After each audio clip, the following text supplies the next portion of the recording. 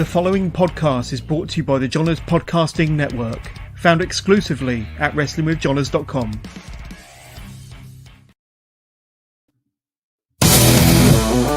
Welcome to the Chaos Theory Podcast, coming to you from San Antonio, Texas. Dive into everything happening in the world of professional wrestling. Let's get into the show.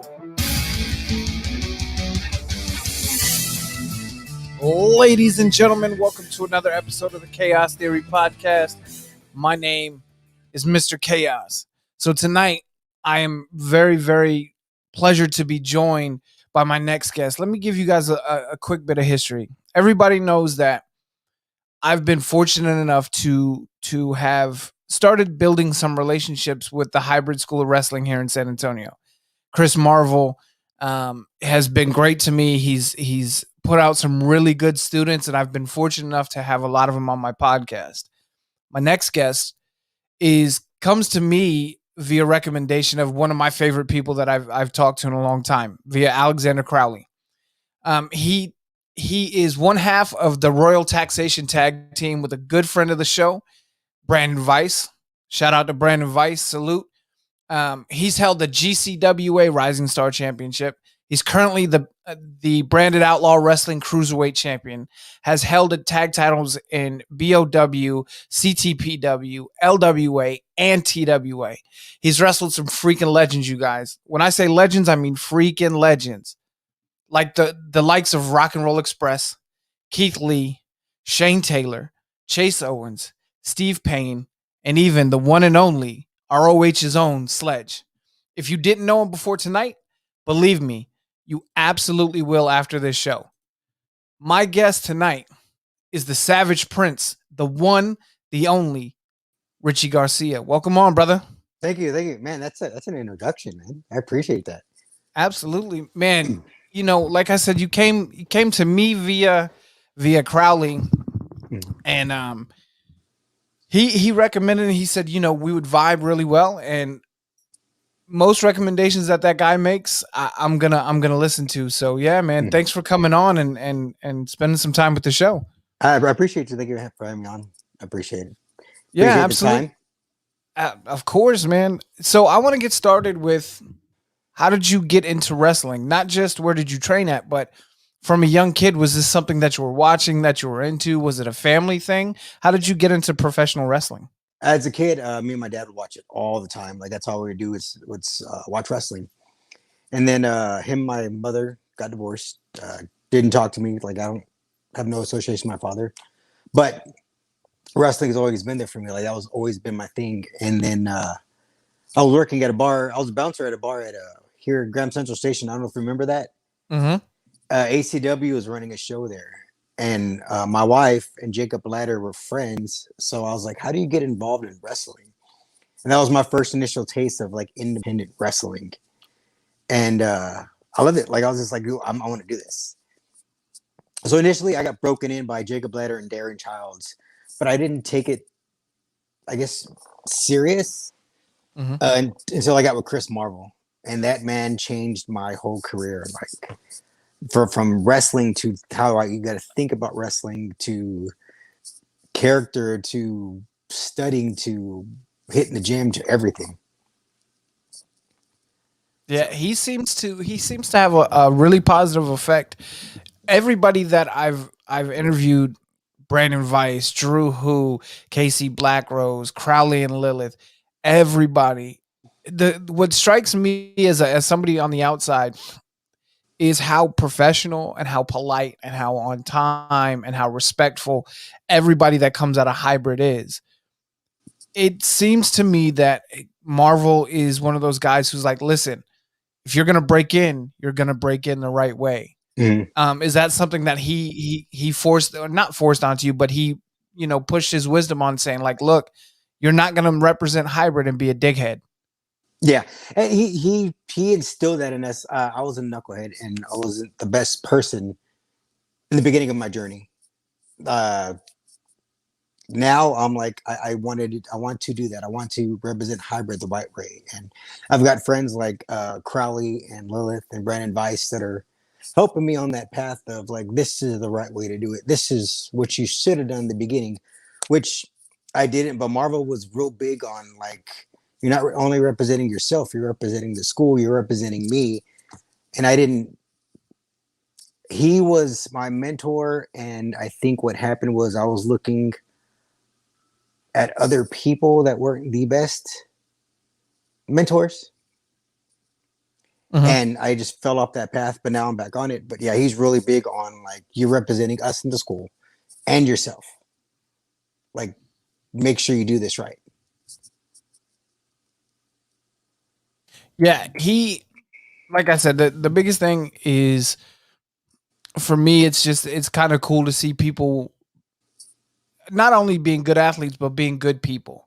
Because that's really what, it's about. You guys are busting your asses, and you guys are busting your asses, and to be good people on top of that is really dope. So let me ask, there's something that I try to ask everybody.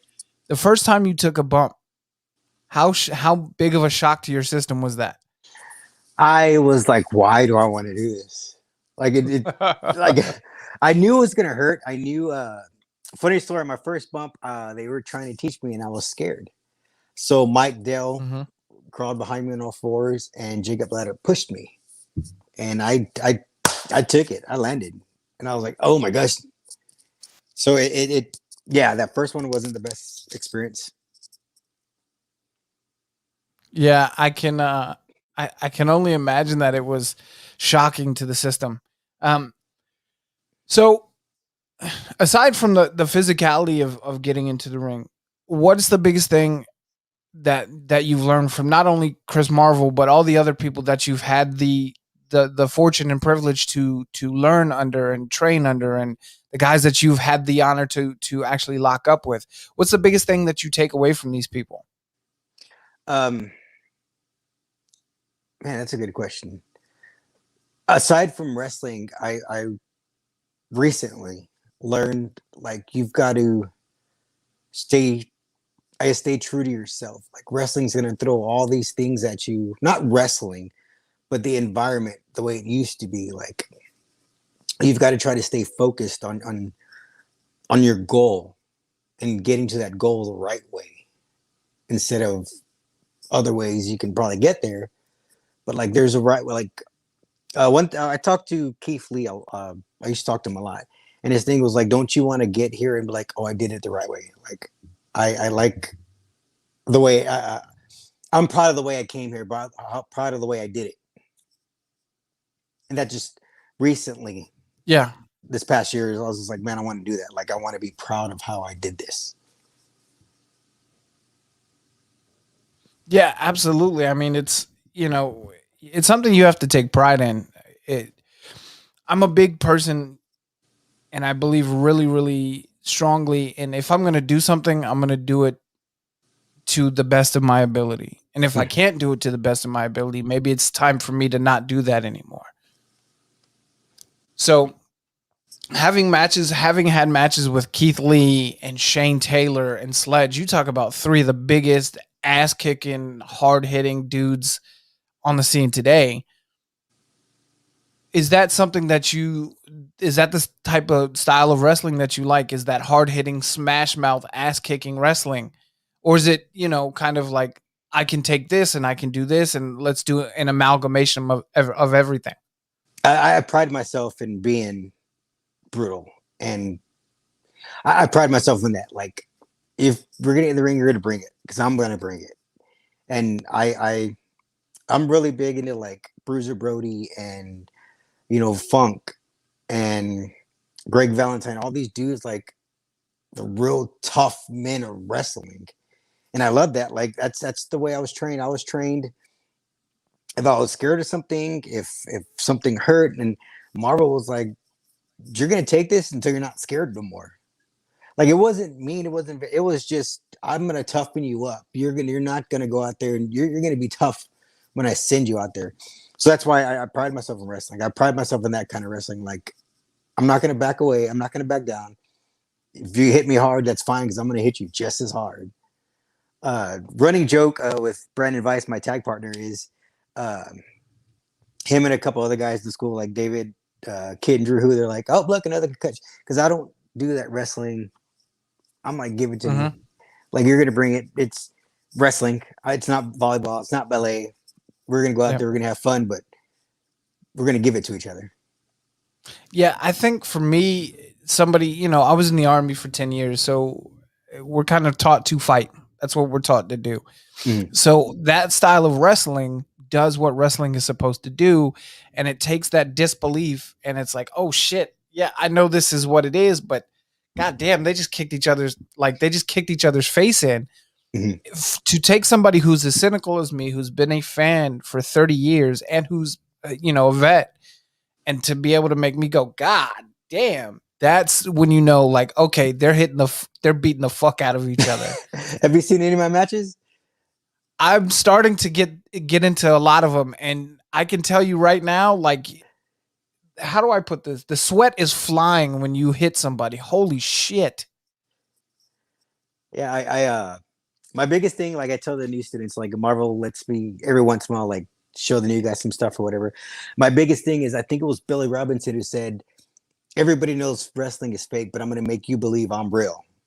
And I live my life like that in wrestling. When I go out there, I'm like, you're going to believe that this match, you're going to go home and you'll be like, yeah, that flip was cool. That was cool.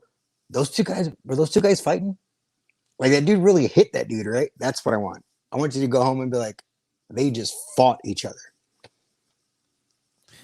Yeah. This match that you have coming up with Crowley is going to be a knockdown, drag out, ass kicking fight. When I asked him the same question about, being physical in the ring, and his thing was like, look, I'll take whatever you want to give me. You chop me, that's fine. But know that I'm going to kick the shit out of you even harder than you chop me. Yeah. And that's the kind of physicality where I'm like, okay, I can get behind this kind of wrestling. Yeah, I'm not going to be that guy who's going to chop you or forearm you hard and shy away or like, oh no, like, I tell people, how hard I hit you, that's how hard I want you to hit me. Like, we can do it safe. I was professionally trained where I can hit you in the safe spots, but I'm not going to shy away from hitting you. Like, we're going to have fun. We're going to take care of each other, but we're going to make everybody know wrestling ain't fake. Oh, yeah. Yeah. I mean, and that's the difference. Like, you see a lot of this stupid, like, backyard bullshit where they're being unsafe and they're just hitting each other with stuff that's not meant to hit each other with.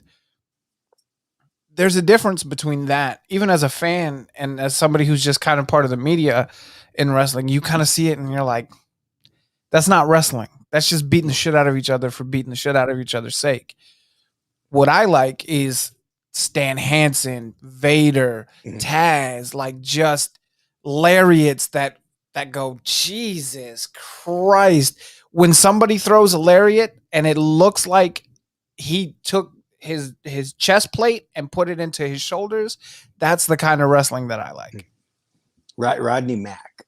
I wrestled him once and I got to train in the ring with him. He was my trainer at the time. Nice dude. I got in there and I was like, I'm about to die. Like, he's safe, but my God, that dude scares the living S out of me. I try not to cuss. I'm trying to change my life. I'm trying to change him. I'm trying to be a better Christian, better person now, so I try not to cuss. But yeah, that man that dude scares me. Marvel too. He's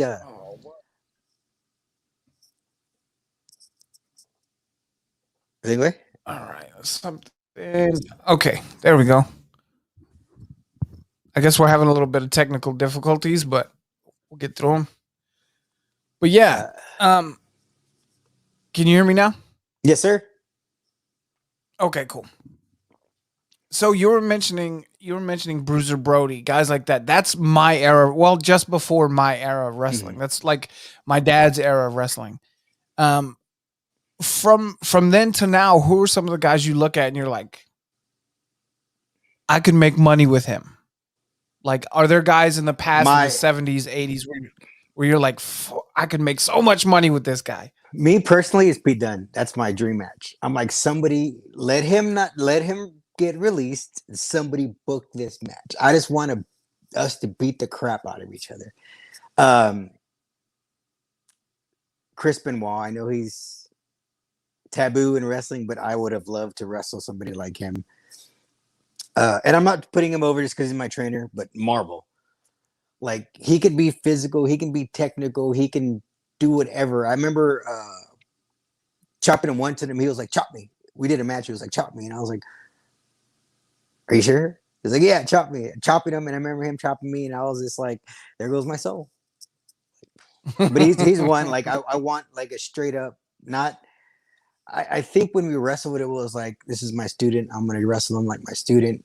I want that Chris Marvel, best probably technical wrestler the state of Texas has ever seen. Marvel. Hell yeah. That, man, I've started watching some of Marvel's old stuff now that I'm starting to kind of build a relationship with Hybrid, and man, he belonged on the big show. He belonged on WWE or a TNA or something like that. And, sometimes you just don't get that shot. Sometimes, a lot of times, what I'm kind of finding out and having talked to certain people is a lot of it is just timing and luck and having the right people see you. Yeah. But the great thing about Marvel is all the fantastic, like Casey Blackrose is blowing the fuck up. I love that kid. Mm-hmm. Crowley's blowing up. Brandon Weiss, Drew Hu, like these guys are on the Texas independent circuit. I guarantee within 5-6 months, all of them will be traveling outside of the state of Texas because the training, not even just in the ring, but the training to be professionals makes them appealing to promoters who are like, oh, he's easy to work with. He will get everything done that we need him to get done. And I know he can draw. Yeah. So we're talking hard hitting. We're talking, who you'd like to wrestle.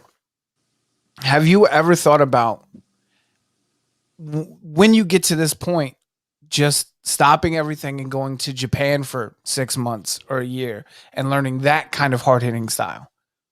Yes, I want to. That's my goal. I know I've talked to Marvel about it a couple times. I've talked to Chase Owens, like, what do I need to do? I want to, like, I think as a tag team, me and Brandon would excel there because Brandon's the exact same way I am. We feed off of each other and we're real physical. We're not scared to get our butts whooped. We're not scared to whoop butts. And I think me and him would excel really, really well there. Another one I think would excel there is Crowley, Black Rose. Like, I think they would excel there just because they don't shy away from things. It's like, all right, let's just do it. Let's go out there, let's have fun. Let's just do this. Yeah. And I want to, like, if I ever had that opportunity, I've already talked to my wife. I'm like, if the chances of me going to Japan, like, what would you say? But even she knows, she's like, that's a huge opportunity. Like, not very many people get that. Yeah, absolutely. Absolutely. I mean, it's one of those things where I am kind of just breaking out of the mold of being a straight WWE and TNA guy and finally getting into the independent scene and getting into watching Best of the Super Juniors and Noah and, Wrestle Kingdom and stuff like that. And then people are like, hey, if you like that, here's some German wrestling, or here's some British wrestling, or here's some lucha that you can watch, or and I'm like, fuck, there is so much more wrestling in the world than I thought. It's insane. And what's dope is now with social media, you have eyes on you at all times. So you never know what scout is watching, what person is watching. Yeah. And that's it's gotta be cool, because now as long as you go out, you're a decent human being and you bust your ass, people are going to notice you. Yeah. And social media is like the best. Well, it was the best and worst thing for wrestling. Like the best thing is you don't have to send tape to nobody. You just throw your video on YouTube and Twitter and Instagram and let everybody watch everything. Yep. The worst is I wish that I didn't post half this. Like your post, you've got to watch what you say, even if you are stuck with this ideology. Like you've got to watch how you express your ideology, because you know it hurts feelings. Your ideology. Yeah, it absolutely can. And being somebody in a public spotlight, it can affect your paycheck. Mhm.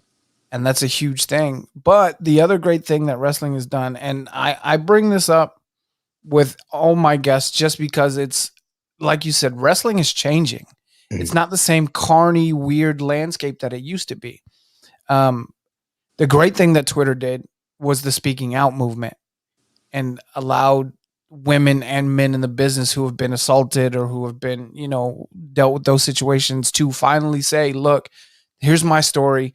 We need to get these scumbags out of the business and let's do it.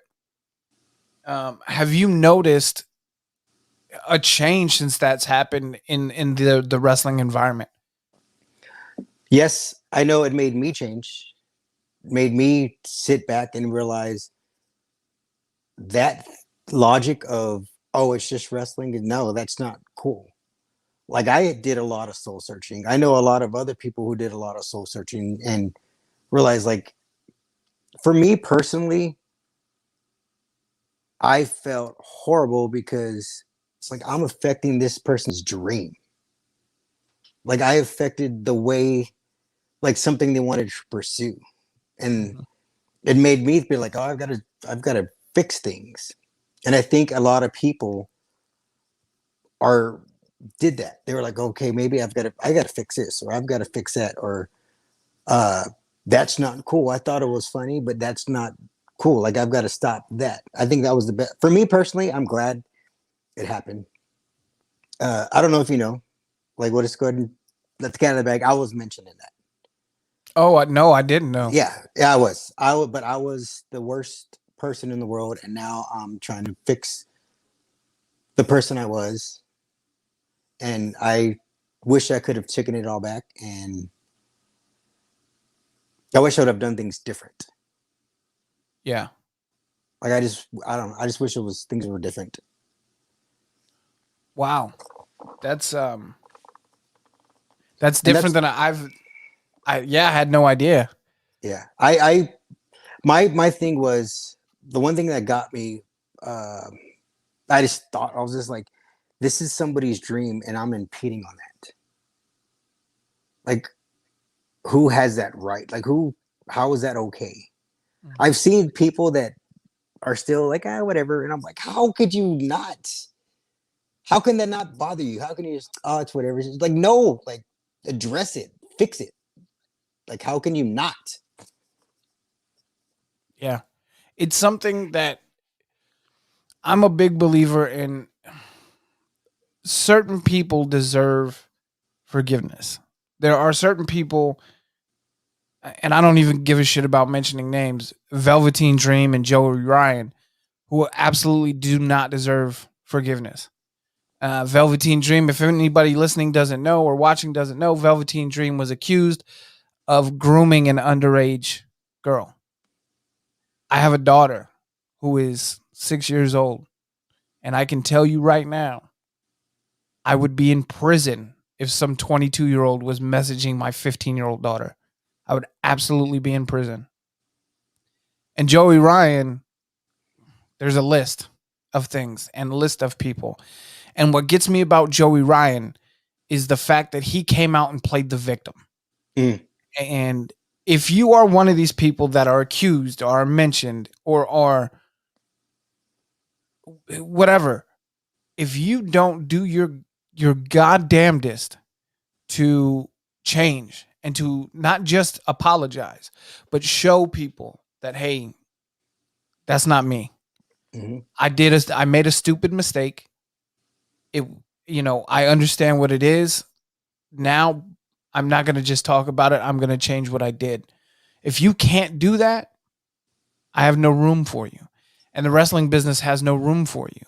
Women's wrestling is It's not bra and panties matches anymore. It's the main event of WrestleManias. It's the main, Thunder Rosa versus Britt Baker did one of the highest ratings AEW's ever had. Mhm.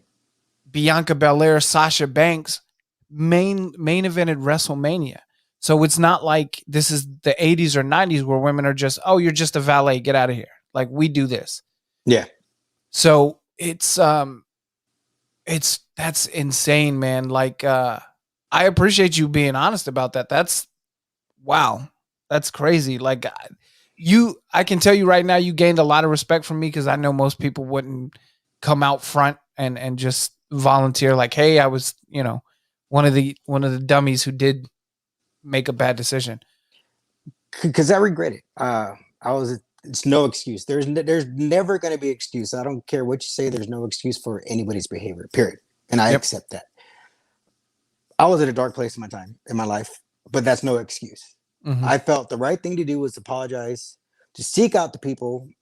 I try to talk to people individually, even if it's nobody affected, just people that have given me opportunities, or like, hey, I booked you, or hey, this is good. Apologize to all those people, because it affected them in a way, like, hey, I vouched for this guy and they're saying this guy's a bully. I know from what I hear I was a bully, and I thought I was being tough on people, or I would make a joke, which was an inappropriate joke, because I'm like, oh, it's locker room jokes. Mm-hmm. When it wasn't. And two things. One, the best way to fix a problem is realizing there is one. Mm-hmm. And then two, the only way you're going to fix stuff is you've got to stop pointing fingers. You got to look in the mirror and be like, all right, what do I need to do? How do I fix this? And I wanted to fix it. And now it's going to be my life mission not to let anybody else go through any of that.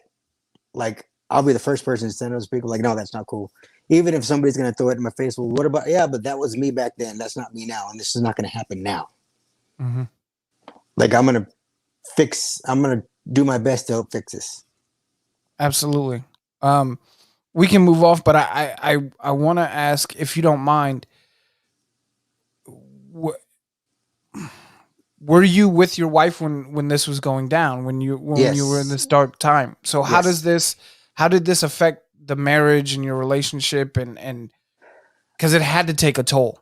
Well, I don't mind being personal, because I want everybody to know that it's not me no more, first and foremost. But two, we're going through a divorce. Where she was thinking about divorce, because I made wrestling my number one priority. Mm-hmm. And I would see, without mentioning names, other wrestlers talk to women on the road. I just saw a lot of stuff. And I was like, oh, this is okay, because this is wrestling.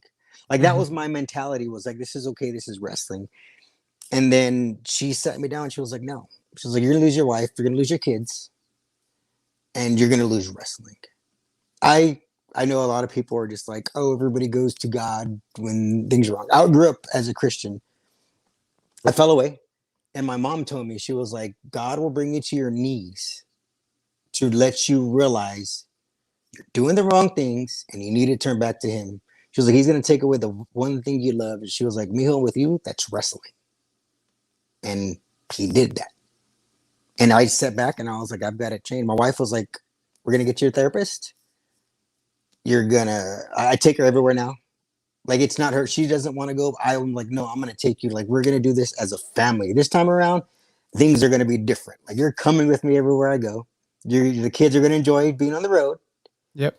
But I'm doing this different. Like, I try not to hug the female talent. I'll shake the hands, high fives. Like, I'm doing everything different. Like, I have a long road ahead of me of making things right, but I will be damned if I don't make things right. I would live the rest of my life in wrestling, making things right. Yeah. If more people who were accused had that mentality, I think this whole thing would have been different. I think if people would be willing to say, look, I fucked up. I messed this up. Now it's on me to make it right. It's not on anybody else. It's not on them to come out and say they forgive me. It's on me to prove that I'm worthy of being forgiven. But you're 1,000,000% right. You know, I grew up, my father was a Baptist minister, and I always, anytime I struggle, and I'm not a really religious person anymore. I've fallen away from it. It's just too much stuff in my life. But anytime I'm at that dark of a place in my life, the story of Job comes up. Mhm. And you know, a lot of listeners may not know because that's not this type of podcast. But for those of you who don't know, the story of Job, essentially, God allowed Satan to take everything from this man, everything, his family, his house, his health. And Job stayed faithful. Mhm. And he stayed faithful, and he stayed. And I mean, when I say in the Bible, it said that Job was on death's bed. He was knocking on the door of death, and he stayed faithful to God. Yep. It's one of those things where, again, not a really religious person, and I don't want to sound preachy, but when I'm struggling, when I'm in that deep place, it's always the one thing that I can, like, okay, it can always get worse. It can always get worse. Let me be thankful for where I'm at, and let me, chug on for tomorrow. Yeah. And then I tried now, like I said, I try not to even cuss. Like I'm like, I want to live every day to show, yes, I'm a different person. And two, like I want to live that life where people are like, oh, he is a Christian. Like I don't want to get second guessed. And that's what I want to do. Like that's what I'm trying to do now. Like I said, I try not to cuss. Sometimes it slips, and I'm like, sorry, God. If they left with me at the school because I'll cuss, and I'm like, sorry, God. They're like, you can cuss. I'm like, no, like I don't want to. Like I want to try to be good, not semi good. Like I want to be 100% okay, good. So Yeah, absolutely. I mean, you talk about, so we'll get into a little bit more positive stuff right now. Faith in wrestling is a little bit of a kind of, they're two opposite ends of the spectrum, right? Yeah. Wrestling is, for a long time, was this really dark, seedy, steroids, drugs, sex abuse kind of world, and religion or Christianity is supposed to be the opposite of it. We've both seen, Christians that go down the same path and fall away. But faith, when you talk about faith in wrestling, the first person that comes to my mind is Eddie Guerrero. Yeah. He is one of those people that, after, when he came back to WWE the second time, nobody had a bad word to say about him. Nobody. Because he was a different Eddie. It wasn't the drinking and doing drugs and, partying with different women. It was, okay, I'm here to entertain, I'm here to do my job, and I'm here to grow the next generation, whether that's spiritually or physically, whatever it is. Is that somebody you can look at and say, he's kind of the example where I want to go with my faith in wrestling? Yeah, him and Shawn Michaels. They've had their backstories were nobody wanted to be around them. And they went from nobody wanted to be around them to everybody's like, I love that person. And that's the way I am now. I'm like, I want to be that. I want to show, I want to, not really an inspiration, but I want to show, like, even if it's somebody struggling, it's like, you can change. Change is possible. Like, we can turn this around. Let's turn this around. Yeah. I mean, absolutely. It's, I truly believe that people are put on the world for a bigger reason than they know. And sometimes you have to hit the absolute worst point in your life to figure out what that purpose is supposed to be. And it sounds like you found what that purpose is supposed to be for you. How is that, now that you're in this better place?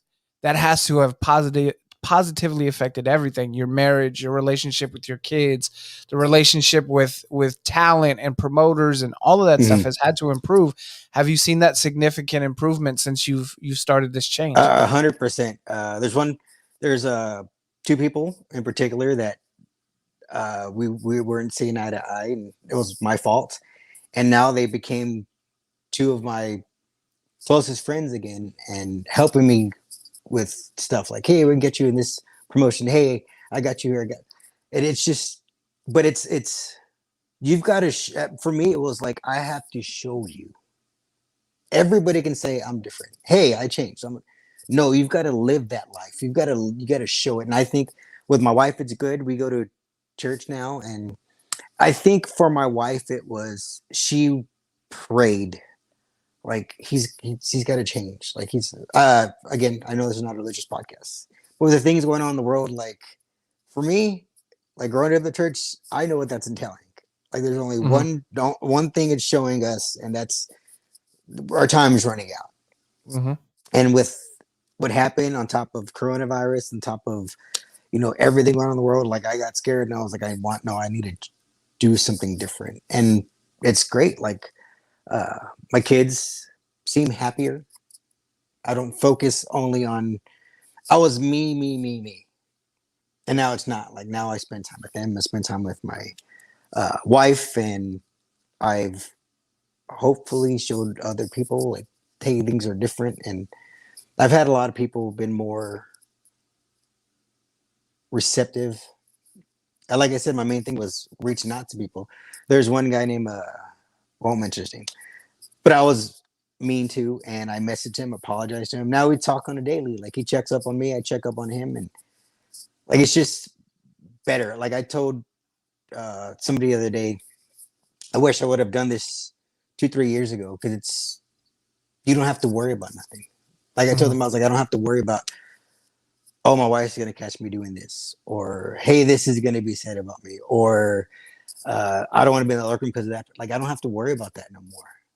Like I can do things and be happy because like I'm doing right by people. And I wish I would have thought like that 3 years ago, but I didn't. And now you can focus on being the husband, being the father, and being the pro wrestler that you're supposed to be, as opposed to, hey, let's go get drunk, or hey, let's go get high, or hey, let's go to the strip club, and and then sneaking around. Now you can just say, look, my wife is on the road with me. My kids are on the road with me. They're going to see dad wrestle. She's going to see the husband wrestle. And then we're going to go either drive back, stay at the hotel, whatever the case is. So it's gotta make your life a lot less stressful now that you're just like out in the open with everybody. 100%. Like I said, I don't worry about nothing. Like I got my wife with me, and she knows everything I'm doing. She helps me with, because I'm very, very absent-minded. So she helps me with my bookings, and she checks my messages to put down my bookings, and she knows me and Brandon's fee and when we're available, so she helps with that. And yeah, I am 100% believer on God lets things happen for a reason. And I think that happened for a reason. I don't know it yet, but I'm hoping I see why.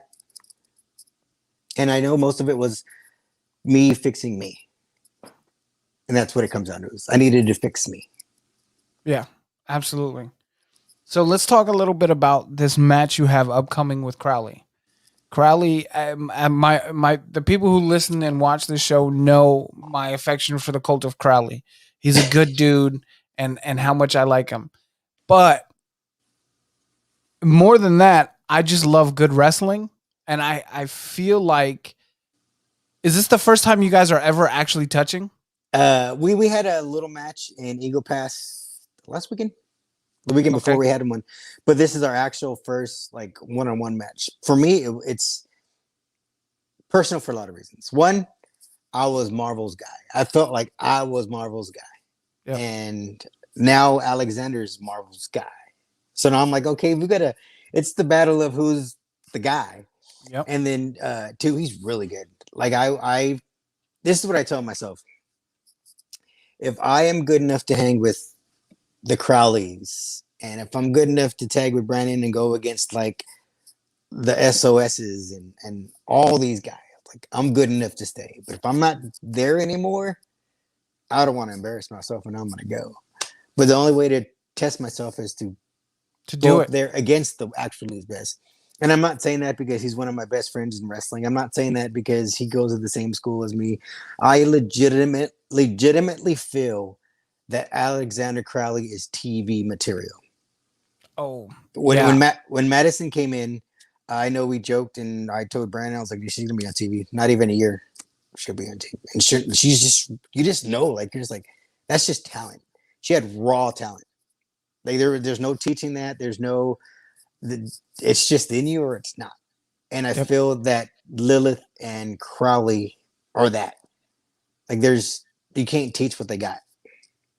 No, I completely agree, and that's why this match is one of those things where I'm like, okay, one, it's for a title, which always makes things a little bit more interesting.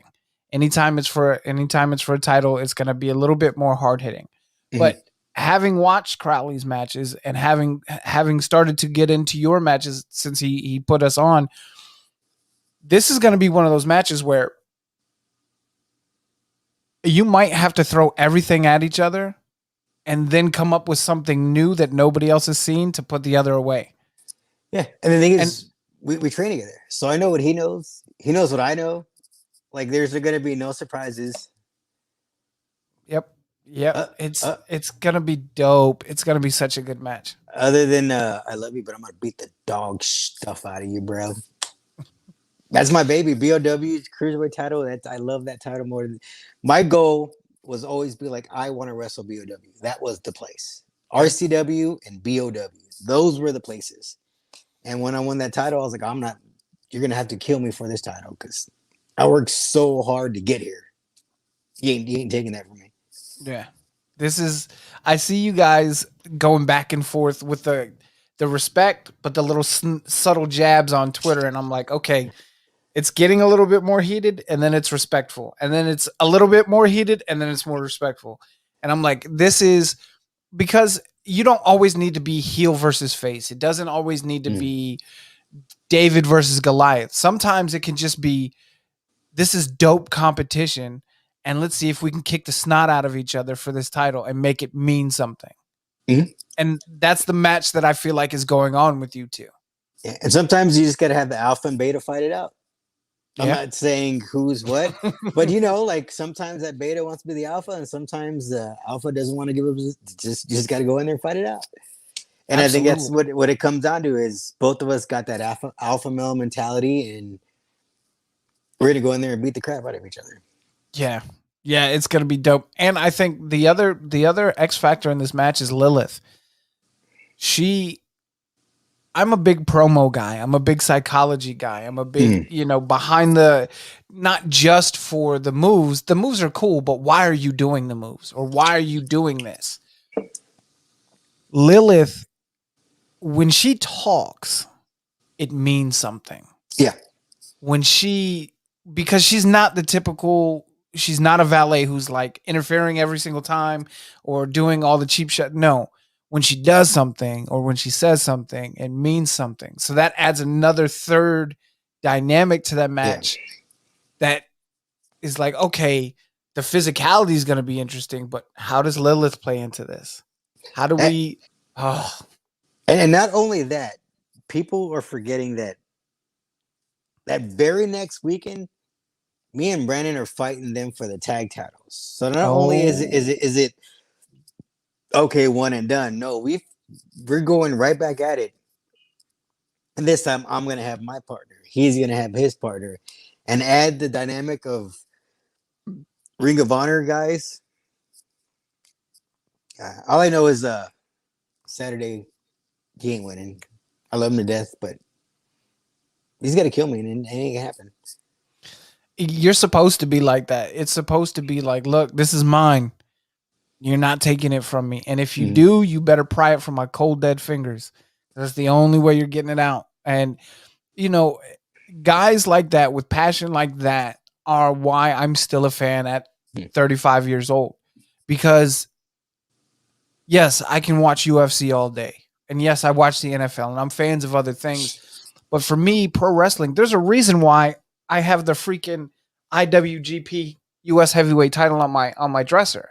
It's because pro wrestling, that championship means everything to that person who's holding it. Mhm. Whether, we know what professional wrestling is. We know it's entertainment. We know that you guys, are busting your butts and giving 100%, but we know it's entertainment. But it does, with the UFC title or with like the NFL, the Lombardi Trophy, once you win, it doesn't mean anything anymore. Not really.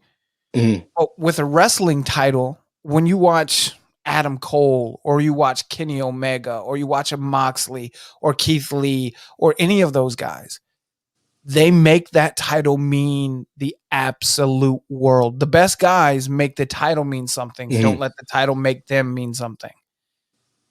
And that's what your match with Crowley has this feel of, like, this title is important because look what we're going to do to each other for this title. Yeah. And that's the dopest thing that I think is going to come out of this match is a lot of people who haven't seen Crowley wrestle, who haven't seen Richie Garcia wrestle, are going to come back and say, damn, I don't know what Branded Outlaw Wrestling is, but that freaking match was insane. And if he wins, you better have eyes behind your back. I know that's cliche to say, but I'm coming back for that. Like you ain't keeping it. Like when I say you better kill me, like you legitimately better make sure I can no longer wrestle again, because I'm gonna keep on coming at you till I get that title back. Yes, absolutely. That's one of those things, I play fantasy booker a little bit just because I'm a nerd like that. And depending on how this first match goes, like, there could legit be a best of 7 between you guys, and the title could change hands every single time, and it would be one of the dopest things on the independent wrestling scene right now. And, Texas is fortunate that we have great high school football, great college football. I'm not a Cowboys fan, so okay, professional football. Neither am I, so I'm with you on that one. Cool. And but we have great independent wrestling. We have probably the best independent wrestling scene in the world right now, in my opinion. I agree. And now you have to think, like, how many promotions does San Antonio by itself have? River City, Mission Pro, Dog Pound just opened theirs, Hybrid. I'm sure I'm missing a bunch of there's BOW.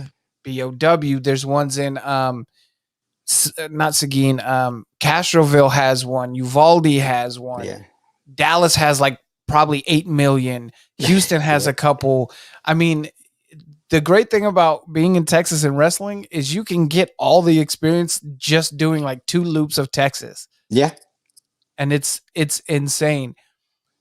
So as a Texas wrestler, what do you see is kind of the more important in the Texas indie scene? Is it the psychology or is it the moveset?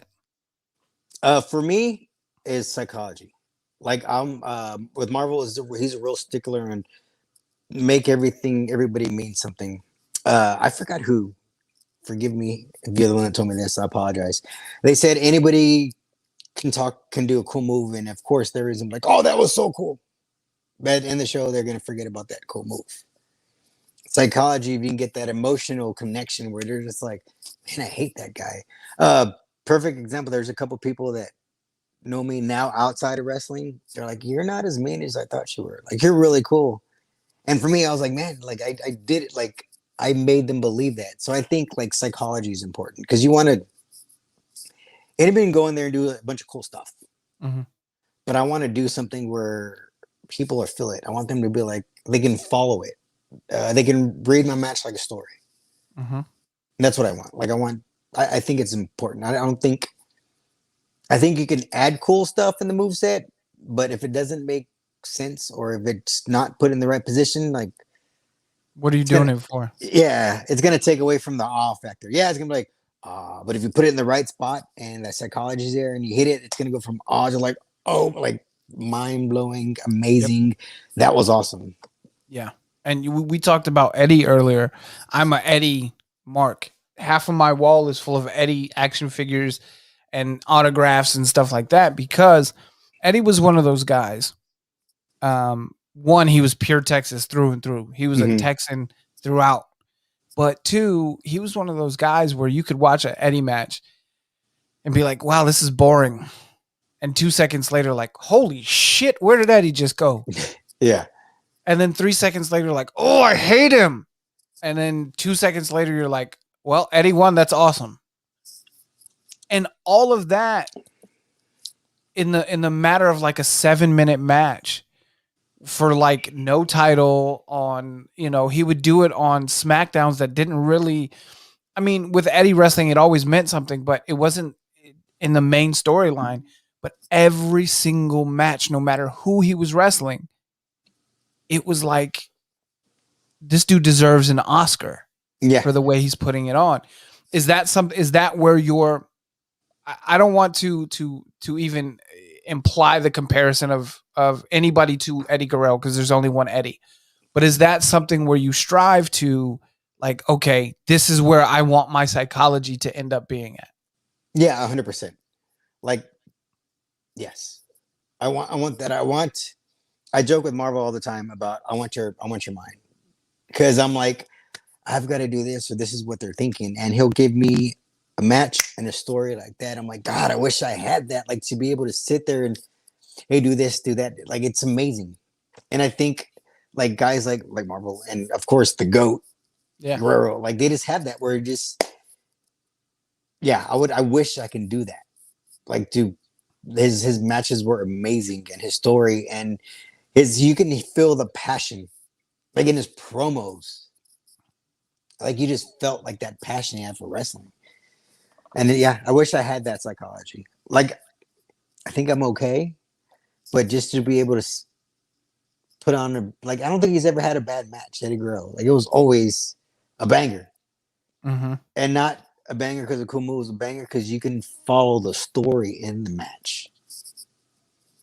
That dude knew how to control everything, from the crowd to his opponent to the commentators to, and this is the other thing, like I'm trying to kind of work myself into getting trained on how to sit at the commentary desk. I would love to jump into wrestling that way.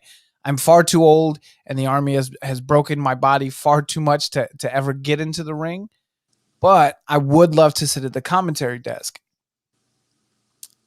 With commentary, how important is it to you? I mean, you're not hearing them talk while you're wrestling, obviously, but watching back your matches. Oh, I think we lost him real quick. All right, guys, I'm going to take a real quick break, and we will come back and we will get Richie back on. Give me 1 second, guys. Today's episode is sponsored by Podcorn. Man, I freaking love Podcorn. They make it easy to find great sponsors to work with, and no matter how big or small your podcast is, you always have creative control. Podcorn is a marketplace that matches podcasts with different sponsorship opportunities. You can control the advertising on your show. Podcorn's main mission is to give you transparency, creative freedom, and full control of how and when you monetize. Again, thanks to Podcorn for sponsoring this episode. You can explore sponsorship opportunities and start monetizing your podcast. Go to podcorn.com/podcasters. That's podcorn.com/podcasters.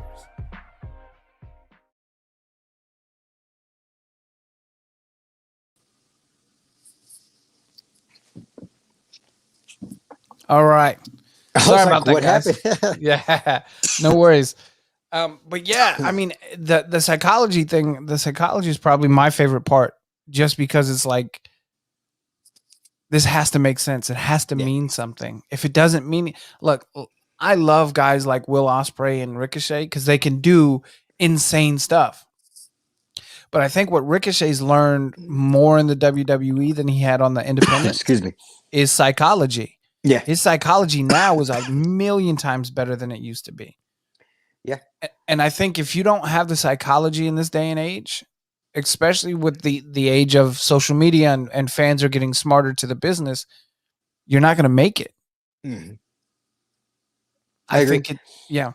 And I think you're right. I like when it comes to like you're saying commentary. I think a good commentator can either make or break a match online. And let's be honest, unless there's a handful of companies that draw 200-300 people. Most of it is online content, and that's where you're going to see the matches. Mm-hmm. And I think a commentator is either going to make that match or break that match. And on top of the match, it's makes or break the person. But I've had amazing commentators put me and Brandon over like there's no tomorrow, and it makes us look great. And then some commentators are just kind of there. Yeah. Yeah. And I think it all goes together. Like I don't think there's one important person, or the wrestlers, the refs, the promoter, the commentator, like all of that stuff's got to mesh to make a good match, a good show. Mm-hmm. And I think all of that's important for a good match or a good show, or like yes, you got signed or you got over because you're a really good wrestler, but there's other people that helped you get there that are they're the reason you were there. Like yeah. I can't how can I explain? Perfect example. Marvel gave me Chase Owens. Probably one of my best matches in my life. If it wouldn't have been for Chase Owens giving me the match, it wouldn't have been for Marvel giving me that match. I don't think I would have gotten out of my funk of am I good enough? Like all of this, like everybody's important for you getting over. Yeah, I completely agree. One of my friendships that I've made through the podcast is a guy named D. He runs a branding and multimedia company called DNC Digital. Mm-hmm. And I met him through Mission Pro because I'm a giant Mission Pro fan. I'm a giant Thunder Rosa fan. And he told me he's done some commentary for PPW for that promotion. And I asked him, I said, dude, give me some advice on getting into commentary, because it's something I would like to at least get trained on and see if I have the ability to do it. Yeah. And his biggest thing was, especially when you're first starting out, you talk to every wrestler and ask them, what do you need me to put over? What's the name of your signature move? What do you need me to highlight? That way people know, like, he's new, but at least he's willing to put in the work. Yeah. And it goes back to that forming the relationship of, okay, the commentator without a wrestler doesn't matter at all. But the wrestler without a commentator doesn't matter on the internet nearly as much. Mm-hmm. Because, like you said, the moves are cool, but the commentator's job is, Richie and Brandon are doing this move and it's called this, and, that's so it's to highlight and to put over in a for a lack of a better term, what you guys are doing in the ring, and for people to, the casual fan to say, what was that called? Let me rewind and I can listen to the commentary. And now they know the name of your finish. Mm-hmm. Or now they know why you and Brandon are a tag team and why you guys have beef with whoever you have beef with. So I think that relationship is 100%, like you said, it's important, and it has to be symbiotic. Yeah, 100%. And I love D. Like even though he knows my moveset now and what I do before every PPW show, hey, what do you want to talk about? And it's awesome. Like of course you can go out there and like wing it, but it's awesome for somebody to be like, hey, what do you anything particular? And it helps get stuff over. Like I know again, Marvel, I talked about everything. Finishers. He was like, unless you do a finisher over and an independence over and over and one company, you've got to hit it 20, 30 times for them to know, okay, that's his finisher. A good commentator, do it once or twice, then everybody knows, okay, that's my finish. Like this is the end all be all. So yeah, I think it's like you said, symbiotic. It's a good word. I wish I would have thought about that word, but I didn't. It's also too, like, if you make money as a wrestler, I make money as a commentator. And, it doesn't hurt to understand that, look, we all need each other in some form or fashion. Like, it's one of the reasons that I love doing this podcast. As a fan and as somebody who's trying to get into the business, people understand, like, look, if I get on this show, and not just my show, whether it's my boy Rucker and Marty on Boot to the Face or Talkamania or Terrible Wrestling Takes or any of the other shows that I'm affiliated with, the Irish Whip, they'll kill me if I don't shout them out. But whether any of those shows, the great thing is we're at a time now where I had Nick Aldis on my show. My boy Rucker on Boot to the Face had freaking Mickey James on his show and Victoria on his show. It's because now people are starting to understand, yes, I don't have a giant audience. I'm not Joe Rogan, but I do have an audience. Yeah. And I can get I can get your name out. And that's what's really dope now is wrestlers are starting to realize, like, look, I'm a business. I'm not just a business person. I am the business myself, and I have to make myself available, and I have to make myself known. If I don't go out there and bust my ass away from the ring and do promos and do headshots and do, get new gear and do, you don't always have to do podcasts, but doing podcasts helps to kind of get your name out. Yeah. But doing all this stuff, how important has that started? Have you started to see that stuff becoming as a pro wrestler? A lot. I think it's 75% of the battle.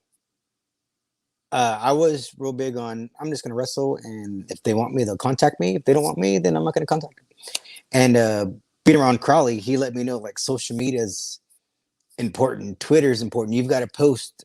You got to, I didn't know this was a thing, but he was like, your audience reacts at a certain time. So you should be posting between this time and this time, because that's when your audience is going to react. And then you've got to reach out to this person to get on this podcast, because this side of the country listens to this, and then that side of the country listens to that, and this group listens to that.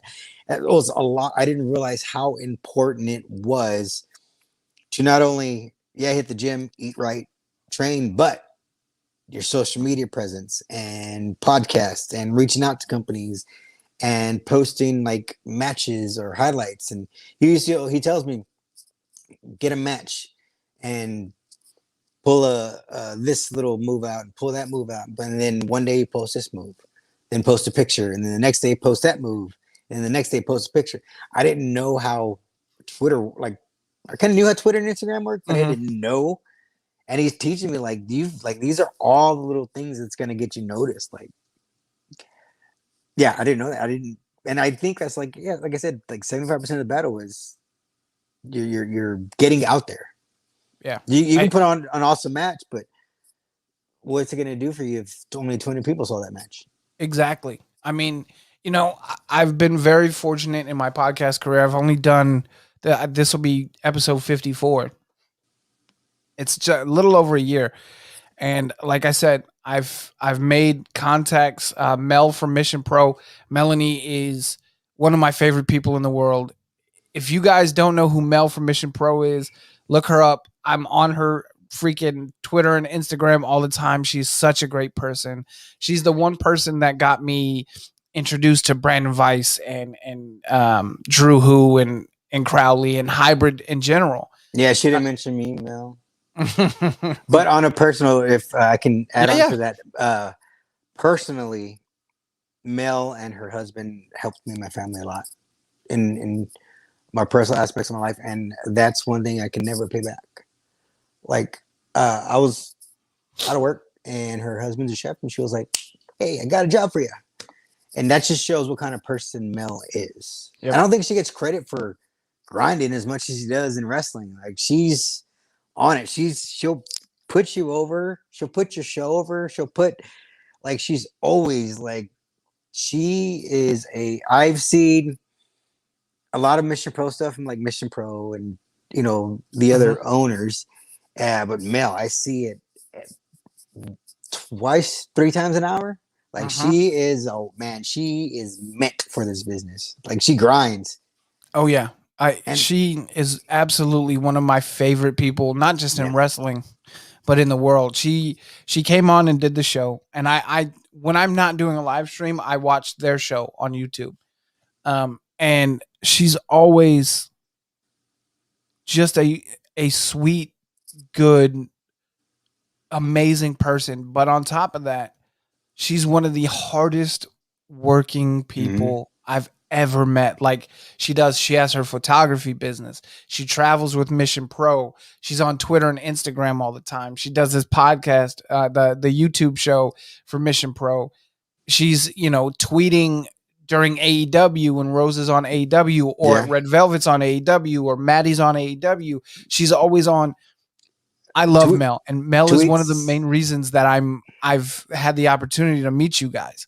Yeah, she tweets at shows, clips of matches, and yeah, and what's awesome is the story of she just started like at one show doing photography, and look at her now, like one of the most important people in Texas wrestling right now. Oh yeah, 100%. The other person that I want to put over is she is actually an owner. Not in Texas, but in Louisiana. She's the first female owner of an independent wrestling promotion in the state of Louisiana's history. Her name is Brittany Nicole. She's one of the best commentators. She's somebody that I reached out to. She's been on my show as well. And I've been trying to get advice from her on, hey, how do I break in? What do I need to do? What kind of homework do I need to do? If you guys don't know Elevate Pro, watch her. Elevate Pro is fan-fucking-tastic. It's just full of, there's not a whole lot of huge names. It's usually like Texas, Oklahoma, Louisiana kind of independent guys. But man, they put on great shows. Mm-hmm. Brittany, and she is by far one of my favorite people too. One, because she treats my daughter, and she just met my daughter at Mission Pro's Salvation Army show here in San Antonio. Oh, yeah. And she was so sweet to her. And if you treat my kids right, I'm a fan for life. I'm absolutely a fan for life. And don't bring around me. I like making kids cry. I'm a hill. Hey, my daughter, look, my daughter is Latina and Irish. She'll throw a chancla at me. Oh yeah. Oh yeah. Yeah, absolutely. But man, we're over an hour and I don't want to keep you from the family too long. So let's talk about the match a little bit more. Let's promo when it's going down, where it's happening. And then, plug your social media. I know you got a Pro Wrestling Tees page. Plug your merch, everything like that before we let you go. September 18th in Abilene, Texas. Alexander Crowley versus the Savage Prince for the BOW title. Not only that, me and Brandon Weiss are going to be at Gulf Coast Championship Wrestling the 17th, and then back at RCW the 19th. Cool. Look, it is. Yep. I got it straight. Yeah. And then my Pro Wrestling Tees, just type in the Prince of Hybrid. Cool. Richie Garcia. I got the little graphic use. That's a new. Yep. I think JD Hoop. Oh my God, that dude is amazing. Yeah, my boy JD Hoop. So JD Hoop, I don't know if you can see I got the Chaos Theory Thunder shirt on. Okay. He designed that. The logos that I have on my page, all of my Chaos Club stuff, that's all JD Hoop's inspired. Shout out to JD Hoop. That guy is a wizard on the computer. What do I have to do to get a cool Chaos Theory shirt like Marvel and them? Yeah. I will. I'll tell you what. Let me. I gotta get JD to take out the bottom rocker, and we'll get him to put your name on it, and I'll have it printed up, and I'll take it to the Hybrid School of Wrestling. Dude, I'm with it. I'm down. Absolutely. I got to go in there and talk to Marvel anyway about getting trained up as a commentator, because I know I talked to him and he said that you guys train people to be commentators at the school. So. Yeah, he does it, and then it's awesome because you have Funaki, who's a commentator there. So yeah, that's the other person. I need to put Funaki over a bunch before we go. Funaki is one of those guys that he's still with WWE. He still has an active role in WWE. He, from all the guys that I've talked to in Hybrid and Mel, he's still very active in Hybrid. He's there when he can be there. That has to be somebody where you sit back and you're like, all the knowledge that I could steal from you because of all the time that you've been in this pro wrestling industry, that's got to be invaluable for you as a wrestler. 100%. And he's just so loving. Like, he wants to teach you not because he wants to be able to say he's just so loving, and he's willing to. I love that dude to death. If anybody messes with Funaki, I'm going to beat him up because I love Coach Funaki. He's such a good dude. Yeah, he's a wonderful person. I don't think I've ever seen him mad or mean or I don't know. He's just wonderful.